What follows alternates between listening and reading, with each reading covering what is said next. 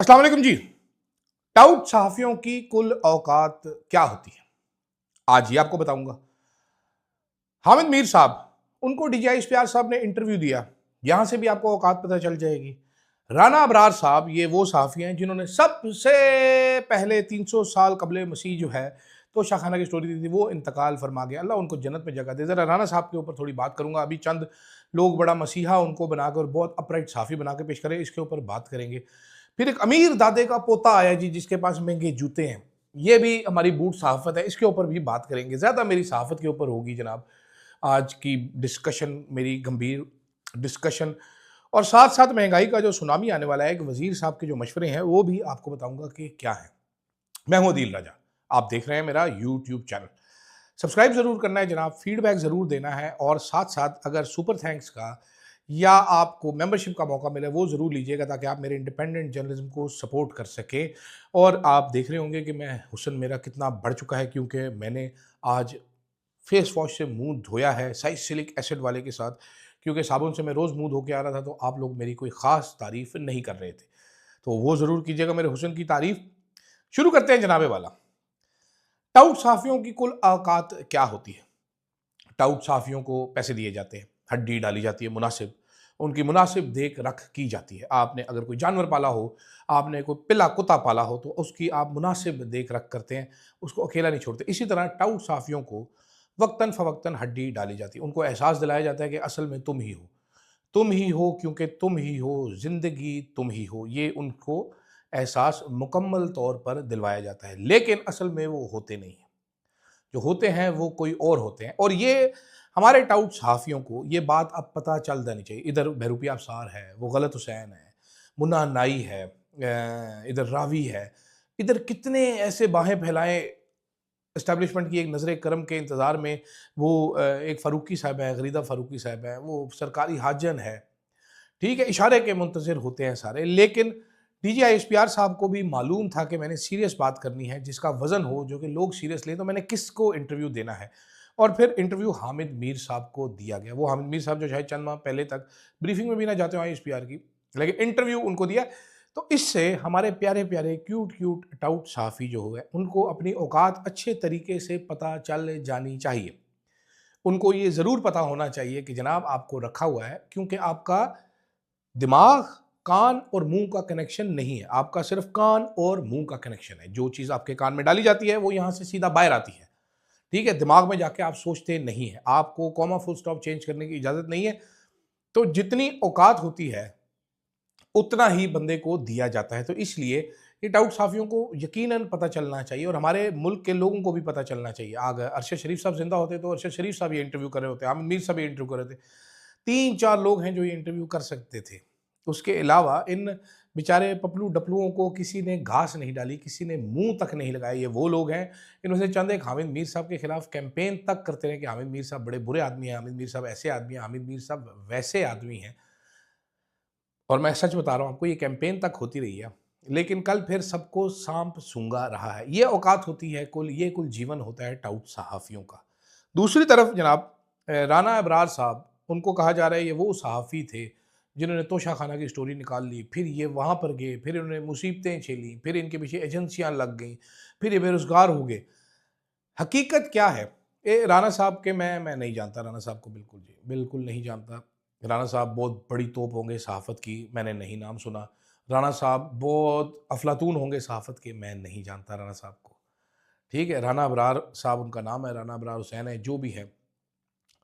हकीकत ये है, सच बोलना चाहिए आपको, मैं राना साहब की बुराई नहीं करना चाहता। हकीकत ये है कि तोशा खाना की ये वाली कहानियाँ जो हैं, ये राना साहब के मंज़र-ए-आम से आने से पहले एजेंसियाँ लोगों को सुना रही थी कि ये कर दिया, वो कर दिया, इस तरह कर दिया, उस तरह कर दिया। हकीकत, राना साहब को जो क्रेडिट दिया जा रहा है कि राना साहब जी इस सदी के सबसे बड़े आइंस्टाइन थे, खबर लेके आए थे। माज़रत के साथ राना साहब बुरे तरीके से इस्तेमाल हुए। इस्तेमाल होने के बाद उनको टिश्यू पेपर की तरह फेंक दिया गया था। ये अफ़सोस के साथ मुझे कहना पड़ता है। राना साहब के इंतकाल की जो मैं चीज़ें पढ़ रहा हूँ, राना साहब सरकारी हॉस्पिटल में बेयारो मददगार, लावारिस हालत में तकरीबन वो इस दुनिया से गए हैं, क्योंकि जिन लोगों ने उनको इस्तेमाल किया, उन्होंने भी उनको उठाकर फेंक दिया। आखिर में गंदे दांतों वाला रज़ी दादा, इमरान, शफ़क़त, भट्ट और ये वो, इन सबको नौकरियाँ दी, पीटीवी ने भी। राणा साहब को नौकरी तक ना दी। कुछ अरसे के लिए इनको नौकरी मिली पीटीवी में निगरान दौर में, और फिर राणा साहब को निकाल दिया गया because I don't know he was unimpressive, या वो बहुत बड़े सहाफ़ी थे। लेकिन तोशाखाना केस की हकीकत, जिस खबर पे हथकड़ी लगी इमरान खान को, उनको गर्दन से पकड़ के घसीटा गया, ये वो खबर थी जिसकी वजह से गिरफ्तार हुए जो राणा अबरार साहब ने की थी, उसकी हकीकत आप एक ही पेशी में सुन चुके हैं पहले, वरना अभी वाला केस लगा दे। औकात उस केस की ये थी कि आपको क्या कहूँ, बुरा लगता है, राणा साहब की रूह से माजरत के साथ राणा साहब को गंदे तरीके से इस्तेमाल किया गया। कोई हकीकत नहीं थी इस खबर की। जो घड़ी फरोश था उसको उठाना पड़ा, और ये बात सबको मालूम है, जुल्फ़िकार बुखारी साहब ने ट्वीट भी किया इस पर, उसको उठाना पड़ा उससे एक जाली बयान रिकॉर्ड करवाने के लिए। आपको वो एक बहरूपिया नॉर्वे का एक मफरूर मुलजिम लेके आना पड़ा और उसको सदारती अवार्ड देना पड़ा ये केस बनाने के लिए। इतना झूठा केस था। राणा अबरार साहब किधर क्या बेचते थे, राणा अबरार साहब को एक चीज़ पकड़ाई गई, राणा साहब उसको ले लेके इधर उधर ख्वार होते, वरना इतनी बड़ी रियासत है, इतने खुश होते राणा साहब, इतने मेरिट के सहाफ़ी होते। एपीपी है, रेडियो पाकिस्तान है, पीटीवी है, और उसके अलावा दीगर मतलब जगह आप तो बेशुमार हैं डिजिटल में। आप तो ऐसे ऐसे वेलों को आपने 2.5-3 लाख पे रखा हुआ है। राणा साहब के लिए क्या 5-6 लाख का बंदोबस्त करना मुश्किल था। हकीकत ये है कि राणा साहब को इस्तेमाल करके फेंका गया, केस बनवाया गया, किस तरीके से बनाया गया जाली केस, वो मुझे बताने की ज़रूरत नहीं है, आप सबको इल्म है। तो ये मेरे ख्याल में इधर राणा साहब की झूठी तारीफ़ें, हमारे एक दोस्त हैं फ़हीम साहब, वो भी बड़ी तारीफ़ें कर रहे थे कि राणा साहब ऐसे थे, इस पाए के सहाफ़ी थे, ये थे, वो थे। नहीं थे जनाब किसी पाए के सहाफ़ी। माज़रत मेरी फ़हीम साहब, आपसे मैं माज़रत चाहता हूँ, ठीक है? राणा साहब को इस्तेमाल करके अगलों ने टिश्यू पेपर की तरह फेंक दिया। आप राणा शाह साहब की शान में कसीदे ना लिखें। राणा साहब ने जिनको फ़ायदा दिया है, ठीक है? वो राणा साहब को मुँह लगाने के काबिल नहीं थे, कायल नहीं थे, तो आप प्लीज़ ये कसीदे ना निकलें, और ये एक सबक होना चाहिए बड़ा बुरा। दूसरी तरफ जनाब एक दादा की पोती आई थी, अब एक दादे का पोता भी आ गया है। ये नौ दौलतिये होते हैं जो, वो अपनी शोएं मारते हैं। मैं सुबह एक समझदार अमीर आदमी से बात कर रहा था, तो उसने कहा था यार जो ओल्ड मनी होता है ना, जो ख़ानदानी लोग होते हैं, ख़ानदानी अमीर, वो ये बड़े-बड़े ब्रोचों वाले, ब्रांडों वाले कपड़े नहीं पहनते हैं। ये मेरे अदील राजा जैसे लोग पहनते हैं। नाइकी दी, गुच्ची दी, एलवी, या वो सारे वो पाते हैं, बड़े लोग नहीं पाते। ठीक है? उनके कोई कपड़ों पे कोई ब्रांडिंग नहीं होती, उनकी बेल्ट पे बड़ा-बड़ा एलवी नहीं लिखा होता, उनकी ऐनक पे डी एंड जी नहीं लिखा होता। तो वो बात हो रही थी कि जी अमीर दादे का एक जोकर पोता आया है, जो बता रहा है कि जी मैं इसलिए बड़ा आदमी हूँ क्योंकि मेरा दादा बहुत बड़ा आदमी था और मेरे पास 5 जूते हैं लुई वितौं के, और ये वज़ीर आला ने पहना है क्योंकि मेरी तो हैसियत बहुत बड़ी है। तो वज़ीर आला ने कैसे ले लिया? ये तोहफ़ा दिया तो बताएँ, ये हमें बताएँ जी, हमें बताएँ। अब इसमें मतलब मैं कहने को बड़ी चीज़ें बोल सकता हूँ, मैं अवॉइड कर रहा हूँ। I want to be a good person, I want to avoid this. ये वरना दादे का जो पोते हैं इस तरह के, भाई तू खुद क्या है, तेरी औकात क्या है, किस तरह सिफारिशों पे तू आया है, कैसे आया है, ये लोग सारी दुनिया जानती है। मैं कहना नहीं चाहता यहाँ पर, मैं खुद मसले में आ जाऊँगा, तो इसलिए छोड़ें। लेकिन ये हालात चल रहे हैं आजकल जनाब वाला। दूसरी तरफ वज़ीर जो हैं हमारे, एक अली परवेज़ मलिक साहब उनका नाम है जनाब, बड़े ज़बरदस्त आदमी हैं ये भी रईस हैं ख़ानदानी। एक वक़्त ऐसा था कि इनके अपने घर में 3 कमरों में 3 एमएनए रहते थे, इनके वालिद साहब, इनकी वालिदा और ये खुद। वालिद साहब का इंतकाल हो गया, वालिदा सीट पे लड़ के आ गईं। इनके जो फूफी हैं वो पीपल्स पार्टी की तरफ से एमएनए हुआ करती थी, और जस्टिस साकिब निशार की समधन थी। इनके जो ताया अबू थे, जो वफ़ात पा गए हैं, वो जनरल मुशर्रफ के करीबी दोस्त होते थे, वो जनरल मुशर्रफ के अटॉर्नी जनरल थे मलिक क़य्यूम साहब। मलिक परवेज़ साहब इनके जो वालिद थे वो नवाज़ शरीफ के करीबी आदमी थे। कैसी ज़बरदस्त फैमिली है। इन्होंने कल एक टीवी चैनल पे भाषण दिया कि कीमतें सस्ती हो जाएँगी तो अवाम लाइफ़स्टाइल चेंज नहीं करेगी, अवाम वो ज़ाया करेगी, तो इसलिए कीमतें सस्ती होनी चाहिए, अवाम को एडजस्ट करना चाहिए। ये ऐसे अमीर लोग ही हमें बता सकते हैं, ऐसे रईस हमें बता सकते हैं ये चीज़। हुकूमत अपना कोई खर्चा कम ना करे।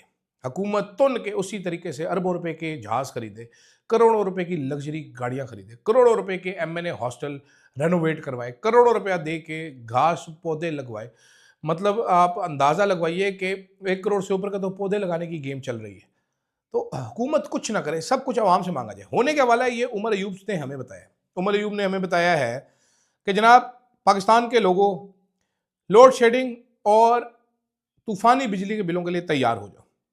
वो कह रहे हैं जी आने वाले महीनों में एलएनजी सप्लाईज़ नहीं होगी, हाइडल जनरेशन लो होगी, कोयला जो है वो स्पेसिफिक एरियाज़ में है, वहाँ से बिजली ट्रांसपोर्ट करना ही बड़ा मुश्किल है, न्यूक्लियर साउथ में है, ठीक है? तो इसलिए फ्यूल प्राइस एडजस्टमेंट्स होंगी और बिजली के बिलों में इजाफा होगा। सोलर एनर्जी की ऑलरेडी अवैस लगारी साहब जो कि खुद एक सरदार हैं, रईस हैं, वो भी उन्होंने ऑलरेडी सोलर की मत मार के रखी हुई है। एलपीजी शॉर्टेज आने वाली है। मिट्टी का तेल अब पाकिस्तान का इस वक्त सबसे महंगा फ्यूल है, जो कि गरीब आदमी का फ्यूल था, तो इसलिए लकड़ियां काट के घर में रख लो ताकि खाने बना सको। उन्होंने कहा जी ये डिजास्टर प्लानिंग थी इंस्टॉल्ड रिजीम की, जिसका हेड होंचो, बड़ा प्यारा सेक्सी लफ्ज है, हेड होंचो शहबाज शरीफ है। ये 11 अप्रैल 2022 से आज तक ये हुकूमत चल रही है। 4 साल में इन्होंने क्रिमिनल मिस मैनेजमेंट किया और इनका वाहिद कारनामा क्या है, गल्फ स्ट्रीम लिया है एक G5 ताकि मरीम नवाज और उसके टिकटॉकर कैमरा क्रू को फ्लाई किया जा सके। उमर यूब साहब जो पिक्चर पेश कर रहे हैं बहुत खौफनाक है। मैंने आपको पहले भी बताया था कि बिजली का बिल आएगा तो लग पता जाएगा, अब आएगा तो मज़ा भी साथ साथ आएगा। रोएंगे आप, आपके आंसू पहुंचने वाला कोई नहीं होगा, आप उस जगह पे हाथ लगा के रोएंगे पाकिस्तान में रहने वाले कि किसी को बता भी नहीं सकेंगे कि हमें दर्द कहाँ हो रहा है। और ये मैं आपको बड़े वसूख के साथ, बड़ी तसल्ली के साथ, अपने इस बेपनाह हुस्न के साथ बता रहा हूँ। और यार एक बंदे ने कमेंट किया था कि अपने स्टाइल में बात करो, राना अजीम का स्टाइल क्या होता है ये, व्हाट इज़ दिस ब्रो, कोई शर्म या है आपको, आप मुझे राना अजीम बुला रहे हो, मतलब सीधी सीधी तो गालें कटनी शुरू कर दी हैं। तैयार हो जाएं, बड़ी खबर। मुझे इजाजत दीजिएगा, फीडबैक जरूर दीजिएगा। अल्लाह हाफ़िज़।